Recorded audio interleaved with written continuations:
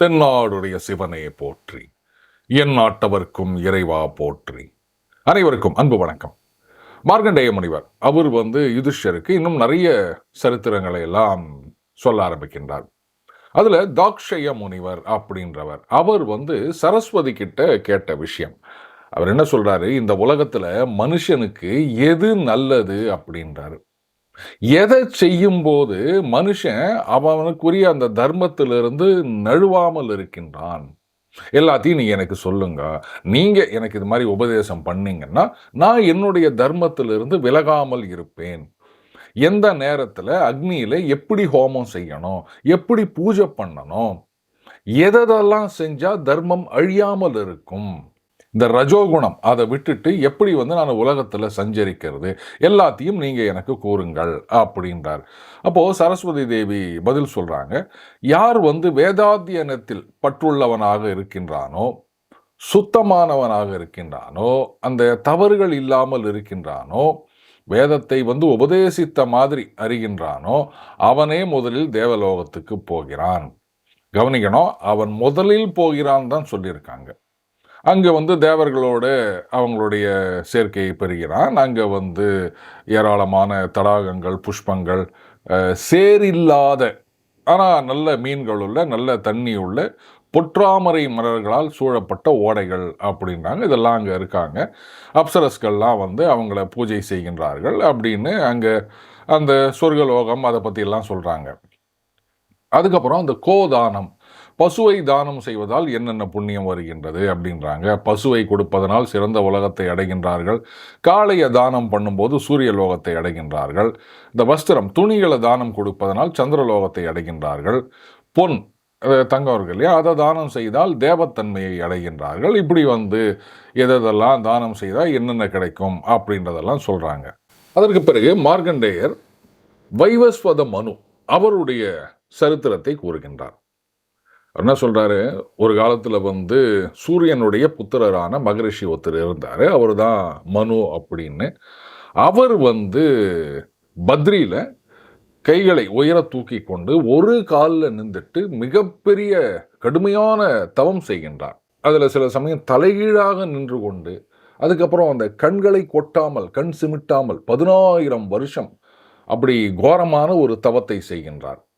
இப்படி அவர் தவம் செய்து கொண்டிருக்கும் பொழுது ஒரு மீன், ஒரு குட்டி மீன், அது அவர்கிட்ட நான் சின்ன மீனா இருக்கேன், இந்த பெரிய மீன் கிட்ட எனக்கு பயமா இருக்கு. இது நேச்சுரல் தானே, ஏன்னா அந்த மத்ஸ்ய தர்மம்னு சொல்லுவாங்க. பெரிய மீன் சின்ன மீனை விழுங்கும், அந்த சின்ன மீன் அதை விட சின்ன மீனை விழுங்கும். இதுதான் இயற்கையின் நீதி அப்படின்னு சொல்லுவாங்க.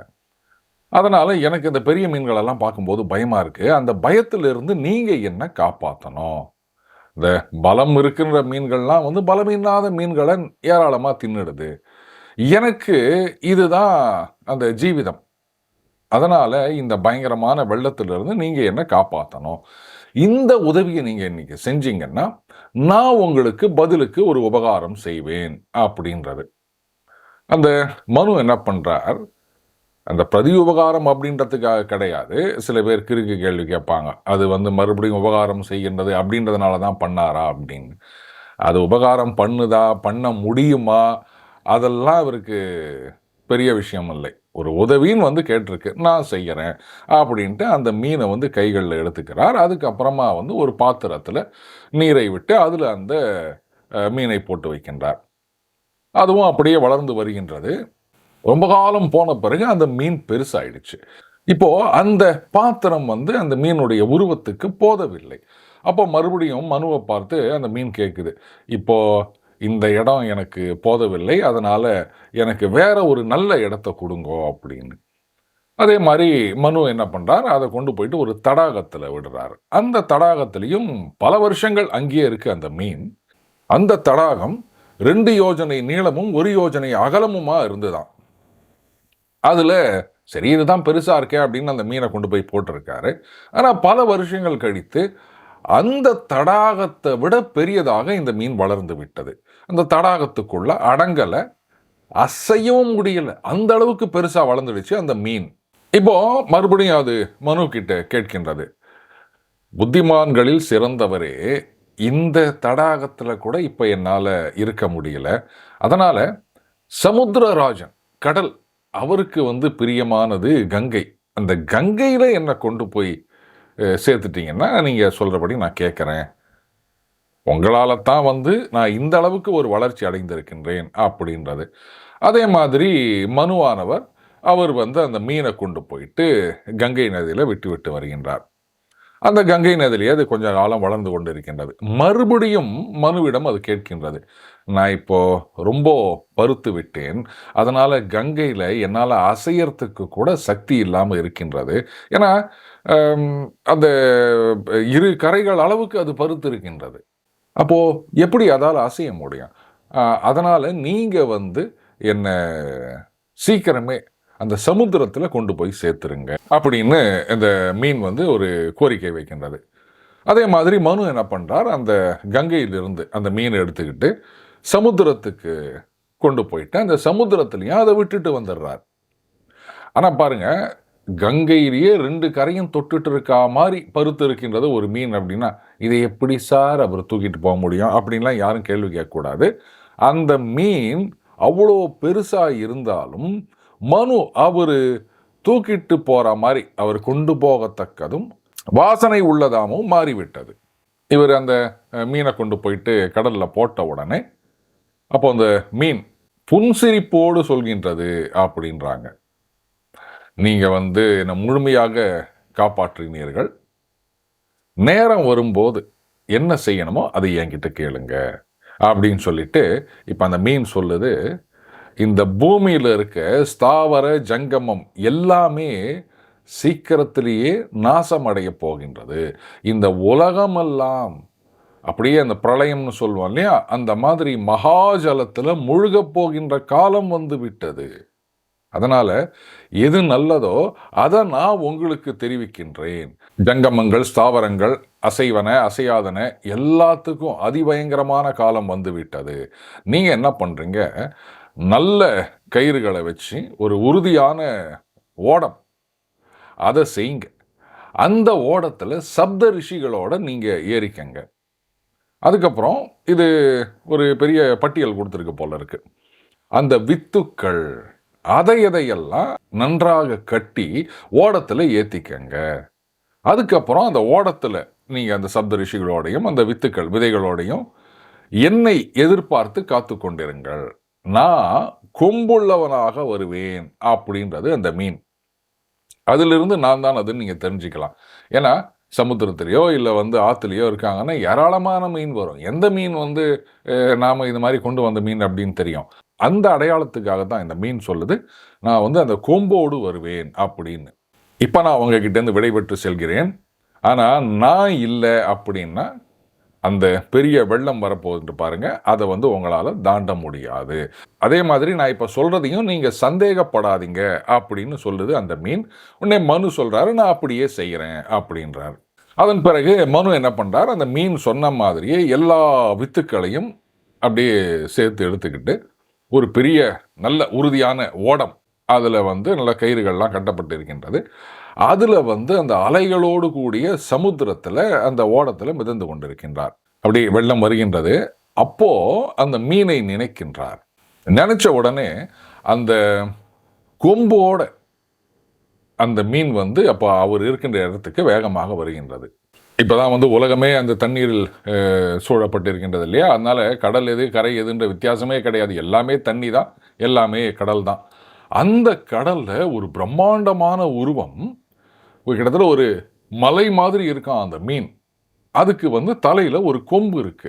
அதை பார்த்த உடனே இந்த மனுவானவர் என்ன பண்றார், அந்த கயிறு இருக்கு இல்லையா, நல்ல உறுதியான முறுக்கின கயிறு, அந்த கயிறுல முடி போட்டு அந்த கொம்புல வீசுகின்றார். இப்போ அந்த கொம்புல அந்த கயிறு மாட்டிக்கொள்கின்றது. இப்போ அந்த மீன் கொம்புல கயிறு கட்டப்பட்டு இருக்கின்றது.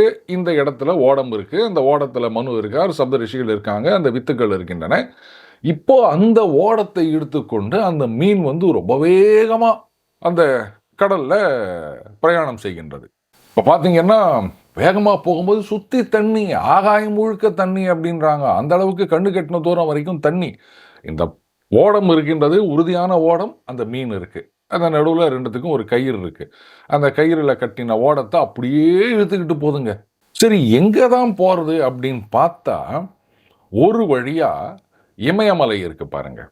அதனுடைய உச்சிக்கு இப்போ வந்து இமயமலை கிட்டத்தட்ட அவ்வளோ பெரிய ஏற வேண்டிய அவசியம் இருக்காதுன்னு நினைக்கிறேன். ஏன்னா தண்ணீரால் சூழப்பட்டு இருக்கிறது இல்லையா? ஸோ கொஞ்சம் தான் வெளில தெரிஞ்சிருக்கலாம். அந்த உயர்ந்த சிகரம் அங்கே போயிட்டு ஓடத்தை கொண்டு போய் நிறுத்துகின்றது இந்த மீன். அப்போது அந்த மனுவை பார்த்து அந்த மீன் சொல்கிறது, இந்த இமயமலையோட சிகரம் இதில் வந்து உடனே இந்த ஓடத்தை நீங்கள் கட்டுங்கோ அப்படின்றது. ஏன்னா இந்த மீனோட கொம்பில் தானே அந்த கயிறை கட்டி வச்சுருக்காங்க. இப்போ அந்த இமயமலையோடைய சிகரத்தில் அந்த ஓடத்தை கட்டுங்க அப்படின்ன உடனே அதே மாதிரியே மனுவும் வந்து அந்த ஓடத்தை அங்கே கட்டுகின்றார். இப்போது மார்க்கண்டேயர் சொல்கிறார், அந்த இமயமலை அங்கு வந்து அந்த ஓடத்தை கட்டின சிகரம் இருக்கு இல்லையா, அதை வந்து இன்னைக்கும் நௌபந்தனம் அப்படின்னு சொல்கிறாங்க அப்படின்னு. அதாவது ஓடம் கட்டின இடம் அப்படின்னு அர்த்தமா. அப்போது அந்த மீன் அங்கே இருக்கின்ற ரிஷிகளை பார்த்து, ஏன்னா சப்த ரிஷிகளும் இருக்காங்க இல்லையா, அவர்களை பார்த்து அந்த மீன் சொல்லுது, நான் வந்து பிரஜைகளுக்கு பதியான பிரம்மா, நான் மீன் வடிவத்தில் இருக்கேன், என்னால் இந்த பயத்திலிருந்து நீங்கள்லாம் வந்து பாதுகாக்கப்பட்டீர்கள். மனு அவர்னால வந்து தேவர்கள், அசுரர்கள், மனுஷர்கள் எல்லா பிரஜைகளும் இந்த அசைவன அசையாதன ஸ்தாவர ஜங்கமங்கள் இதெல்லாம் வந்து படைக்கத்தக்கவைகள். கடும் தவம் பண்ணி இவருக்கு வந்து நல்ல புத்தி சக்தி உண்டாகும். ஏன்னா உயிர்களை படைப்பது அப்படின்றது சாதாரண விஷயம் கிடையாது. அதுக்கு தான் அந்த தவம் அப்படின்னு சொல்கிறாங்க. என்னுடைய அனுகிரகத்தினால இந்த உயிர்களை படைக்கும் விஷயத்தில் இவருக்கு எந்த விதமான குழப்பமும் வராது அப்படின்னு அந்த மீன் சொல்லிட்டு டக்குன்னு மறைஞ்சு போயிடுச்சுங்க. இப்போ அந்த வைவஸ்வத மனு அவர் என்ன பண்ணுறாரு, இந்த உயிர்களை படைக்கணும் அப்படின்னும் போது ஒரு சின்ன குழப்பம் உண்டாகின்றது. அதுக்கப்புறமா வந்து பெரும் தவம் புரிகின்றார். தவம் பண்ண பிறகு அந்த இவர் சொன்ன மாதிரி புத்தி சக்தி வருகின்றது இல்லையா, அதுக்கப்புறம் எல்லா ஜீவன்கள் பிரஜைகளையும் படைக்க தொடங்கினார். இப்படியாக மார்க்கண்டேயர் யுதிஷ்டருக்கு அந்த சரித்திரத்தை கூறி முடிக்கின்றார். அடுத்ததாக மார்க்கண்டேயர் அந்த 4 யுகங்களுடைய தர்மங்கள், பிரளயம், அந்த பிரளயத்தில் ஆலிலையில் குழந்தை வடிவத்துடன் படுத்திருக்கின்ற ஹரி, இதை பற்றியெல்லாம் கூறப்போகின்றார். மீண்டும் அடுத்த பதில் இணைந்திருப்போம். வணக்கம்.